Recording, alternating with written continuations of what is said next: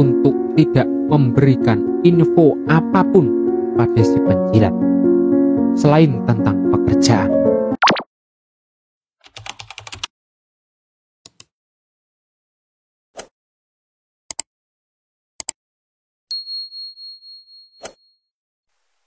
Cek, cek. Ya guys, pada kesempatan pada hari ini saya ingin membagikan cara-cara mempelajari cara-cara dan teknik untuk kalian jika menemui ada teman atau orang yang suka cari muka atau penjilat sama atasan, penjilat sama bos. Nah, jika Anda memperhatikan rekan kerja di kantor, di tempat kerja, atau di pabrik, mereka itu memiliki sifat dan kepribadian yang berbeda-beda. Ada karyawan yang kerjanya santai tapi tepat sasaran.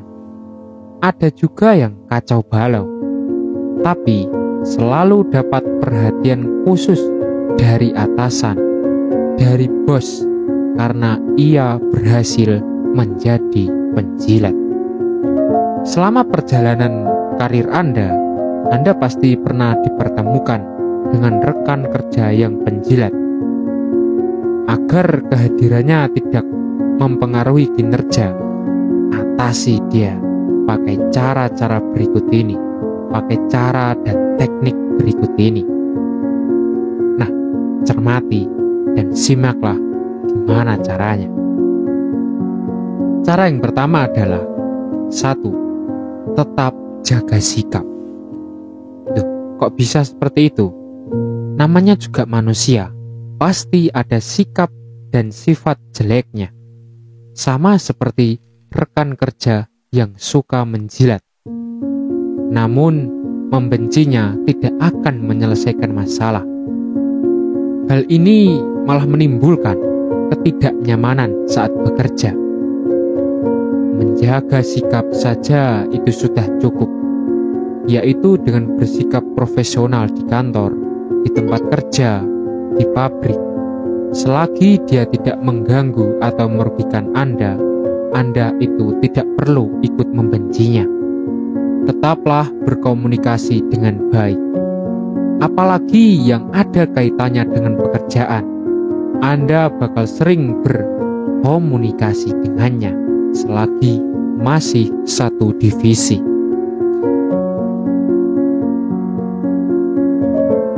Dan yang selanjutnya, yang kedua, itu adalah buat jarak pertemanan. Meskipun dia penjilat, bukan berarti Anda menjauh secara tiba-tiba. Apalagi sampai tidak mau berbicara dengannya. Kelihatan jika Anda itu sangat membencinya. Yang membuatnya justru malah ikut membenci Anda. Sebaiknya buatlah jarak pertemanan. Contoh, dengan tidak menghabiskan waktu bersama atau menghabiskan waktu saat ngobrol di luar jam kerja kantor atau pada saat jam istirahat. Jadi cukup acara yang berhubungan dengan pekerjaan atau dengan kantor saja. Dengan membangun jarak, Anda itu akan terbebas dari pengaruh atau tujuan jahatnya. Hidup Anda itu akan jauh lebih tenang. Anda juga tidak dianggap penjilat karena hubungan Anda dengan si orang penjilat ini hanya sebatas rekan kerja semata. Dan yang selanjutnya, yang ketiga, berbicara secara empat mata. Jika dia menjelek-jelekan Anda di hadapan rekan kerja atau di hadapan atasan, akan lebih baik untuk mengajaknya berbicara secara empat mata. Jadi, jangan mencaci makinya di hadapan banyak orang, karena ini membuat suasana di kantor atau di tempat Anda bekerja itu tidak kondusif. Lagi pula, Anda juga tidak boleh menjadikan masalah pribadi sebagai konsumsi publik. Selain memperlakukan si penjilat, Anda juga mempermalukan diri sendiri karena telah bersikap kurang profesional di kantor. Bicarakan baik-baik selagi masih bisa diomongin dengan mulut. Tentu dengan kepala dingin agar tidak memperkeruh suasana. Mudah-mudahan permasalahan di antara kalian, di antara Anda dan dengan si penjilat dapat segera terselesaikan. Dan yang selanjutnya adalah yang keempat, jangan pernah mempercayai segala omongannya. Rekan kerja penjilat biasanya mencari segala macam cara untuk menghancurkan orang-orang yang menghalangi jalannya. Jika Anda termasuk salah satu orang yang menghalangi jalan si penjilat tersebut, waspadalah. Cepat atau lambat, tinggal nunggu waktu saja. Dia akan membuat onar. Jika akhir-akhir ini dia suka bercerita tentang banyak hal kepada Anda, sebaiknya jangan terlalu dipercayai. Tidak menutup kemungkinan itu hanyalah akal-akalan dia saja agar Anda masuk ke dalam perangkap. Dengarkan, tapi saring mana yang menurut Anda benar. Sedangkan untuk cerita yang kebenarannya itu diragukan atau meragukan sekali, segera lupakan agar tidak menambah beban pikiran.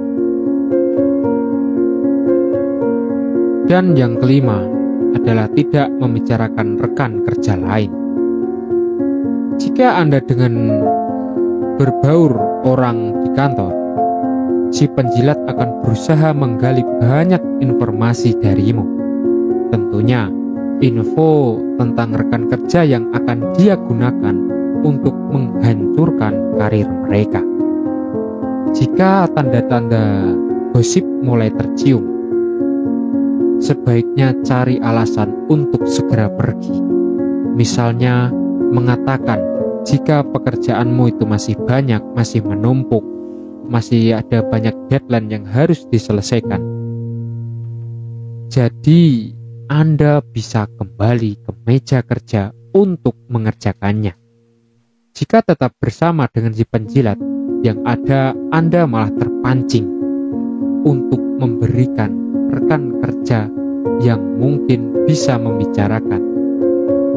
Terlebih orang yang dibicarakan itu sudah baik kepada Anda sejak awal masuk kerja.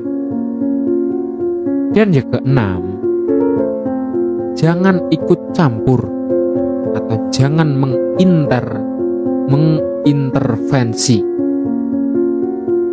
Jika si penjilat melakukan aksinya, sebaiknya jangan ikut campur bila Anda tidak tahu kebenaran masalahnya. Keikutsertaan Anda itu dapat memperkeruh suasana. Yang tidak bersalah menjadi bersalah, yang bersalah malah aman. Dan yang sama sekali tidak terlibat menjadi ikut terlibat. Lain halnya jika Anda tahu permasalahannya itu dari awal, maka Anda boleh ikut campur untuk membela mana yang benar. Selanjutnya, buatlah kesepakatan bersama agar si penjilat tidak mengulang perbuatannya. Baik Anda maupun rekan kerja yang lain, buatlah kesepakatan. Tentu akan terhindar dari permasalahan yang dapat merugikan diri sendiri. Dan yang terakhir, yang ketujuh, adalah fokus pada pekerjaan. Si penjilat biasanya mencari mangsa yang mudah didekati, dan yang menurut si penjilat ini adalah orang yang bodoh, orang yang gampang dimanipulasi. Namun, dengan fokus pada pekerjaan, dia pasti berpikir dua kali untuk mendekati Anda. Dia takut mengganggu Anda dan membuat Anda sangat marah. Dengan fokus pada pekerjaan, Anda bisa dikatakan berhasil menggagalkan rencananya untuk merugikan teman-teman Anda di kantor. Dan di sisi lain, tugas Anda selesai tepat waktu dengan hasil yang maksimal. Jika pekerjaan mengharuskan untuk dekat dengan si penjilat tersebut, tidak apa-apa, asalkan Anda bisa menahan diri untuk tidak memberikan info apapun pada si penjilat selain tentang pekerjaan. Dengan demikian, Anda tidak ikut-ikutan menjadi pembuat konflik di kantor. Kenyamanan kerja adalah hal utama. Jika Anda bertemu rekan kerja yang suka menjilat, suka mencari muka, apa salahnya gunakan cara-cara tersebut? Agar supaya apa? Untuk menghadapinya, agar peristiwa yang membuat konflik atau membuat onar di kantor ini tidak berlanjut. Bagaimanapun juga, perilakunya merupakan sebuah masalah, dan masalah tentu harus dihadapi dengan serius agar tidak mengganggu kenyamanan kerja. Sebab sukses atau tidaknya karirmu sangat bergantung pada kenyamanan. Jadi, buatlah dirimu bekerja senyaman mungkin.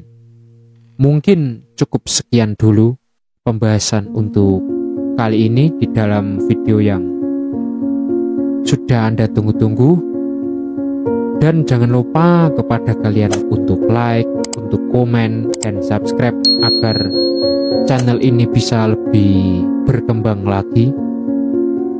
Terima kasih untuk Anda yang sudah menonton. Semoga sehat selalu dan semoga dimudahkan selalu urusan-urusan Anda. Cukup sekian dan terima kasih.